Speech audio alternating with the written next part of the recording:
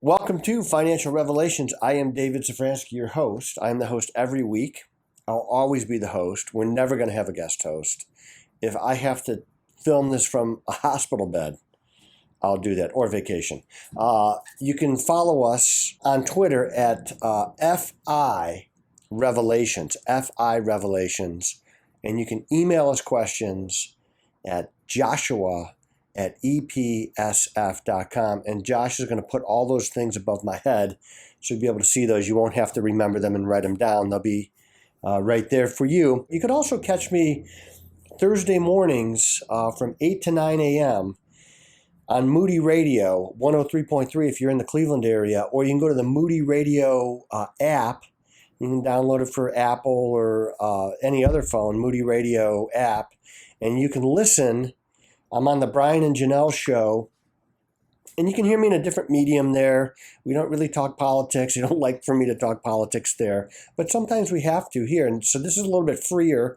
We can do anything we want here, so we're going to do that because it is important. There on Moody Radio, we have a slightly different audience that we have to satisfy, so we don't talk a lot of politics. But today, this week especially, I feel like we are at the intersection of politics and finance, or politics and economics. They're kind of coming together right now, and it is important.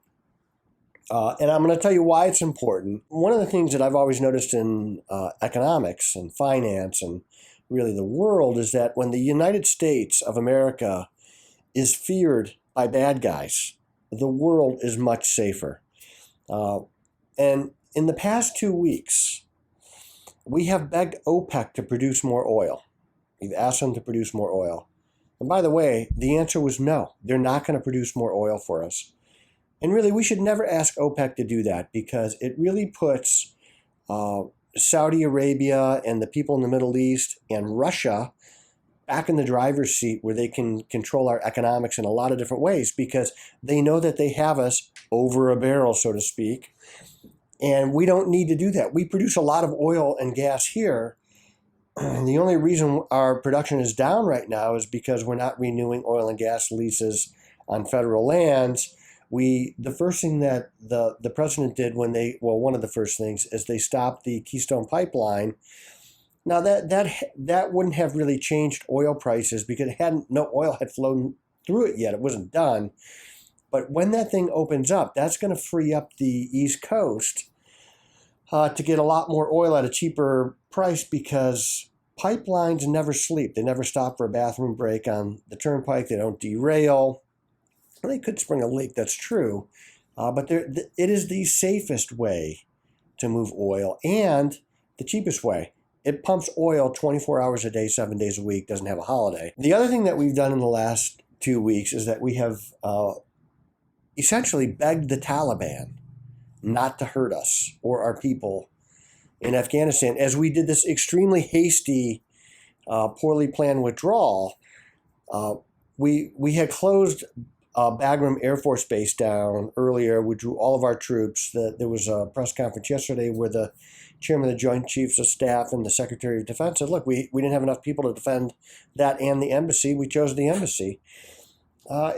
Very, very poorly planned. I mean, the images coming out of Afghanistan right now are disturbing, to say the least, as you see people cling to jets to get out of Afghanistan. They're actually clinging to the side of a jet to get out of Afghanistan. Well, that's never going to work out. And the thing is that the Taliban did not believe that there was going to be any retribution for what they were doing. And when a terrorist believes that they could get a missile up their tailpipe, they tend to behave. And we've seen this before in the last administration, when there was an Iranian general in our theater of operations planning attacks against our people. He got a missile up his tailpipe, quite literally. People behave. We haven't had anybody killed, an allied troop die in Afghanistan in 18 months. And when people are afraid of us, they behave, and nobody is afraid right now.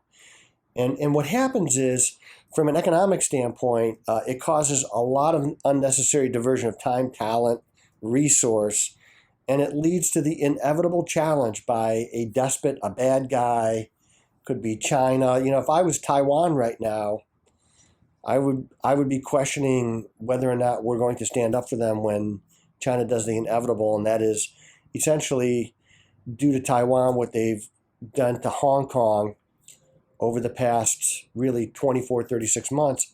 And even the last administration really didn't do a lot to get in the way of the loss of freedom in Hong Kong. And is it in our national interest to defend Hong Kong? I would say yes. In some ways, it definitely is. So it's going to lead to an inevitable challenge. And in Afghanistan, the withdrawal is really on three levels. It's very embarrassing. Not only embarrassing, but it's really hard to watch because there's a lot of Afghan citizens that helped us. And I don't know that we're going to be able to get them out. And their fate is, bad things are going to happen there. It's going to get worse. It's going to get a lot worse before it gets any better. And we're seeing that now. But from a military standpoint, it's very distressing for people who had gone over there and had fought to watch 20 years of hard work, effort, loss of life, limb, all the things that happened. It just ended in roughly 2 weeks. Politically, it's very difficult because we have let our allies down.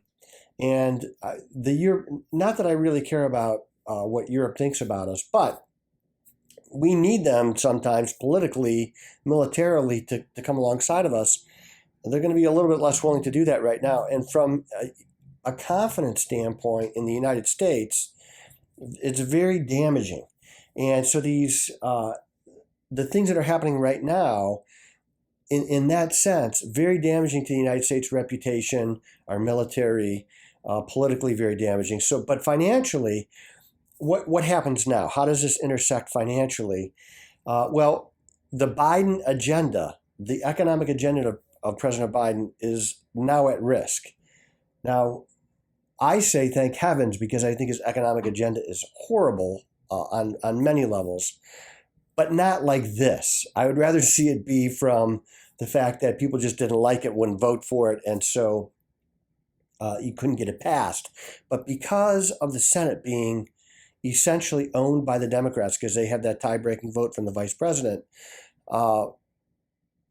you had to kind of play along. You had to kind of get the best deal that you could. So we had an infrastructure bill that was about to be signed, plus that $3.5 trillion add-on, which is really the new Green Deal.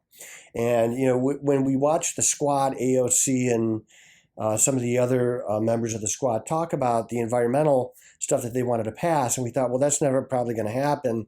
Well, it is going to happen. They're going to box us in economically with this new Green Deal.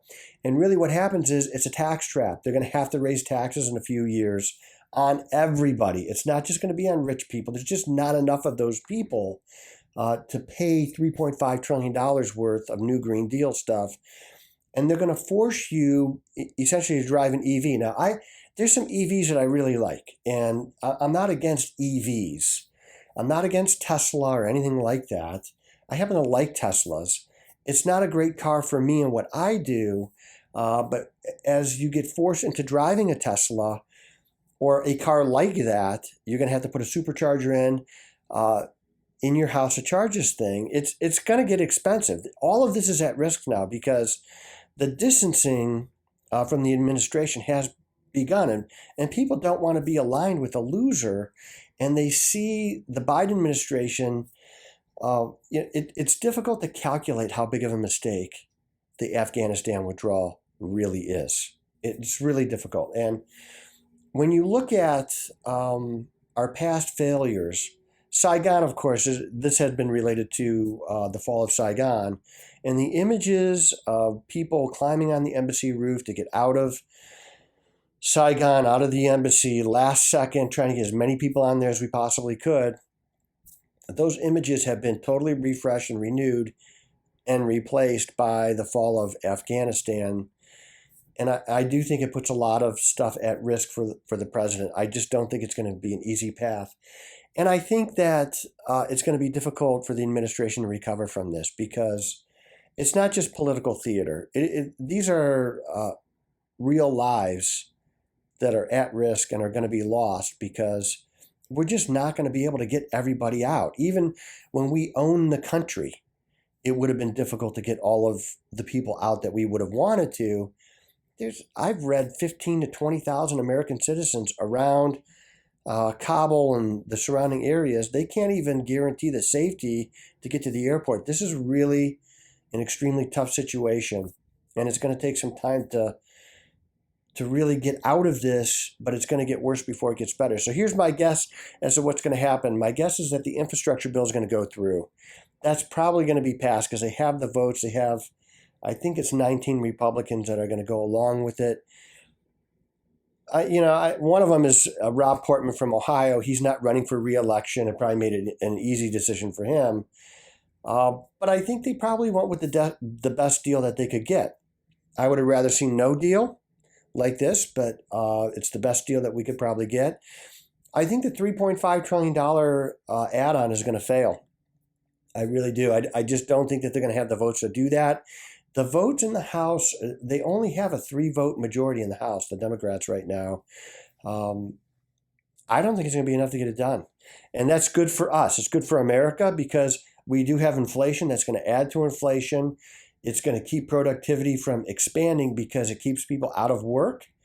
Hard to believe, but it's going to pay for a lot of people to stay out of work for a longer period of time. And what we need to do is have people go back to work as the economy opens up. And I know that the Delta variant is, it's here. More people are getting sick. There are a lot of people that I've read. Scott Gottlieb is one of them. He's well respected. He thinks that the Delta variant has probably peaked, but we don't know. We're going to have to see. If you look at states like Texas, Florida, California, Hawaii, they all have rising numbers. The difference is Florida is kind of a non-masking state. Hawaii is a very vigilant state with masks, and on a percentage basis, having about the same experience. That kind of worries me that it's irrespective of what they do, people are going to get sick. So I'm hoping that we've peaked on that. The other prediction that I have is I think the Democrats are going to get crushed in the midterms. This is not going to go away. It's just not going to go away. And Nancy Pelosi is probably going to go back to her home state and crawl back in her coffin that's filled with dirt from her home country. But I think Dems get crushed. And I think we're going to have divided government again, which isn't necessarily a bad thing because nobody gets what they really want. And, when our country was first founded, nobody was a career politician. They kind of worked for a little while and then they went back and lived under the laws and the rules that they passed. And so they were intimately acquainted with how they affected the public. Now we have career politicians and they don't really enact rules for us and laws. It's more like they enact them on us. And so it would be nice to see some divided government for a while where nobody gets what they really want and people have to go back and live under this stuff. So from an economic standpoint, as tragic as Afghanistan is, and it is a tragedy and it's unfolding as we speak, it puts everything that the Biden administration wants to do at risk because now they have to pay attention to this. Now, this is going to take time, attention, and effort away from everything else that they're doing, and the press doesn't want to talk about anything else. And I think the Biden administration has made it much worse by not answering questions. I know what they want to do is they want the conditions on the ground to improve, and then they'll talk. I just don't think that they're going to improve right away. I think we have several weeks until there's really an improving standpoint in conditions on the ground. They're not going to be able to wait that long before they talk about this. So they're going to have to come out and answer questions, and all of this just takes effort away. And if you look back at past administrations when they had a crisis, they'll tell you the same thing. Really what it did is it derailed everything else because that was the focus. And so we're going to see what happens, but I think you're going to see that infrastructure bill get passed. You're going to see the $3.5 trillion probably get tabled right now. It might come back before the midterms. And then we're going to drive on. I think markets are going to have a tough time in the next couple of weeks because we have the Fed Jackson Hole meeting where they're going to talk about tapering, and that's going to have an effect on the market. We're seeing that already because the minutes of the last meeting got released and the hawks are out. They're prowling, and they want to taper the bond purchases. That's the precursor to rate hikes sometime next year. I am what I call a fully invested bear. I don't like the stock market, but I think there's so much money sloshing around that you have to be in it. Remember, you can email us questions. You can follow us on Twitter. You could do all those things. Most people don't want my phone number, so I'm not even going to give it out, but you could find it online, of course. Send us questions. We want to hear from you, comments, concerns. Joshua at EPSF.com. You can follow us at 5 Revelations on Twitter. We do some surveys there, and I know it's not scientific. I don't really care about scientific. What I care about is I just want to hear what people are thinking. And because, I don't really see who you are, people tend to be a little bit more honest. I give you a few choices. And if you want to send us a suggestion for the podcast, love to hear it. Send it via email to Josh. Look forward to hearing from you soon. I am David Safransky. This is Financial Revelations, and we'll see you next week.